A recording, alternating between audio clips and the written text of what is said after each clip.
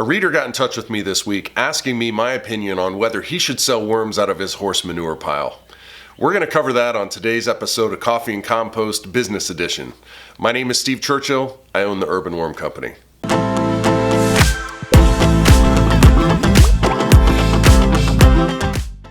When people ask me if they should start a worm business, whether it's vermiculture or vermicomposting, I ask a few short general questions, and generally it gives me an idea of whether somebody should go for it or not. Now, I have to wrestle between Nice Steve and Real Steve.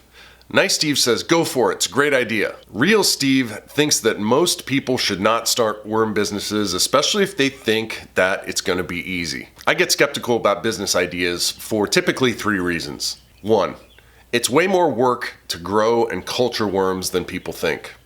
2, most people have no idea who they're going to sell to. And 3, most people have to make a significant investment of time and money to start a business from scratch. Now let's start with the work. As most of you know, I am basically partners with Samantha Flowers of Mimi's Worms in Valdosta, Georgia.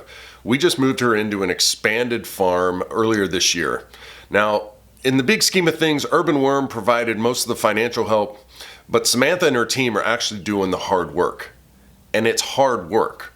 Now, Samantha's at the farm nearly every day, and during the peak season, she's going to harvest, pack, and ship about 250 worm orders per week. In South Georgia, it's hot and muggy. Samantha and her team are there, and they are sweating a lot more than I would ever want to. But here's the thing. Every time that you harvest, pack, and ship worms, there's a certain amount of fixed setup time. So whether Samantha has 1 order or 1,000, she still has that setup time. And she still has to go to the post office, whether she's got just a few orders or a whole lot of them. So if she doubled her order count today, it wouldn't necessarily double the amount of work that she's got to do. So how do we apply this to smaller farmers? This means that a smaller farmer is going to have a relatively large amount of work to put in for a small number of orders. They're not going to have what's called economy of scale, which is when you get more efficient the larger you get and the more you produce. And somebody starting from scratch is not going to be selling much at first, so they're going to be very inefficient, which means a lot of work per order. So let's talk about the market and who you're going to sell to. I think a really common mistake that most new worm business owners make is they focus solely on production and then don't think about how to sell the product to the customer until after they've gotten their production up and running. You really kind of need to do both at the same time. It's going to take a while for you to understand who your customers are, whether they're local or whether they're online, and then how to make them aware of who you are. That stuff takes time. And speaking of time, there's a big investment of time and money into a new business venture. My friend Christy at Black Diamond Vermicompost said at a conference, she goes, when it comes to how much you think it's going to cost and how long it's going to take, it's going to be double the amount of time and be about 4 times more expensive. So most people don't appreciate that when they first get started. The numbers don't always work out like that, but the principle is the same. Expect to work harder, longer, and spend more money to get your business up and running. So let's get back to Bob and his particular situation. He has 2 horses on a small farm in southeastern Pennsylvania. He manages his manure through a series of 4 piles. Pile 1 is the fresh stuff, pile 2 and 3 are several months old, and pile 4 has been sitting there for probably 6 months or more, and it is fully broken down. And what he does is he ends up selling the manure out of pile 4 to his to local gardeners and people that he finds on Facebook Marketplace. And he's actually to the point now where people are regularly coming back to him that are repeat customers. Now, it's not a ton of income, but it gives him a few bucks every 2 or 3 months, and it also helps him manage his horse manure problem. So once that pile 4 is gone, he moves pile 3 over into where pile 4 was, he moves pile 2 into where 3 was, pile 1 into where 2 was, and then he makes a new pile 1. And pile 1, again, is the fresh stuff. Now, Bob's done this for a few years now, and what he notices is that piles number 2 and 3 are chock full of worms, and he knows that they're valuable, and he's trying to figure out, can I sell these worms? So what was my advice to Bob? I told Bob he should go for it because he has basically got a handle on those 3 reasons why I tell most people they should not start a worm business. He's already managing the manure, and getting the worms out of those piles is not going to be difficult, and we're going to cover that part in a second. Number 2, he knows who he's going to sell to. And number 3, he's already spending the time and money to manage the manure. Adding a little extra step there is not going to cost him much more time or money.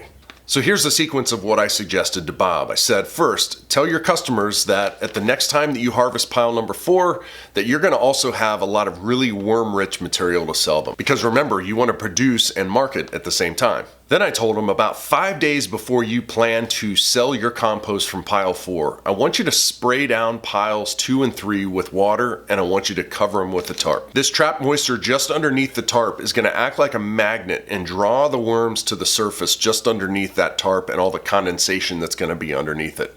4 days later, he should start removing those tarps and use a silage fork to scrape off the top 1 to 2 inches of piles number 2 and 3.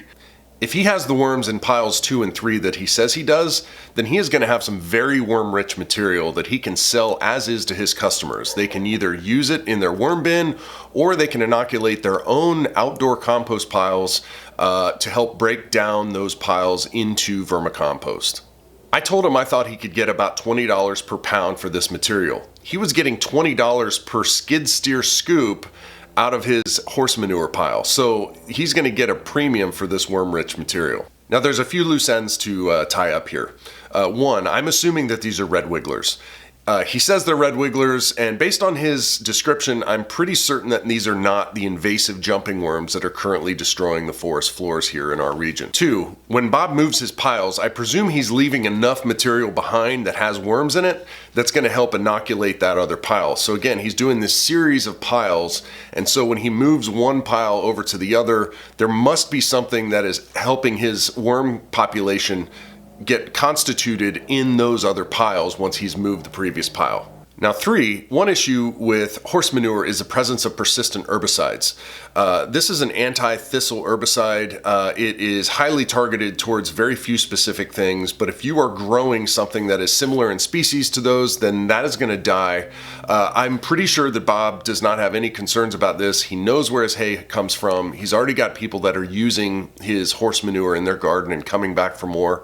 But if you are planning to do the same sort of thing with horse manure, you need to make sure that the hay that the horses are eating does not have persistent herbicides. Now lastly, if you're thinking about doing this yourself, and it may be a great idea to find a local horse farm to see if they'll let you try the same thing, I would only sell this stuff locally.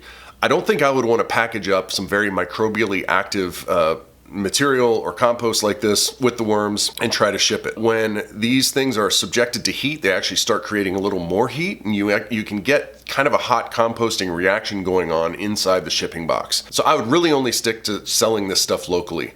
Most worm shippers, Mimi's included, is going to ship in dry peat moss. This actually reduces microbial activity and makes sure that the worms get there alive. So look, there are opportunities in vermiculture and vermicomposting, no doubt.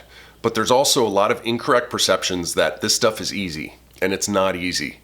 Now, I have some consulting clients who I help navigate through some of these issues, both operationally and on the marketing end of things. Now, not all of my advice has to be paid though, so I want to use this channel to help deliver some of these business nuggets every now and then. So if you're interested in more content like this, I'd love it if you subscribed. Let me know what you think in the comments below, maybe what you'd like for me to cover the next time, and I'll see you on the next episode of Coffee and Compost. Cheers.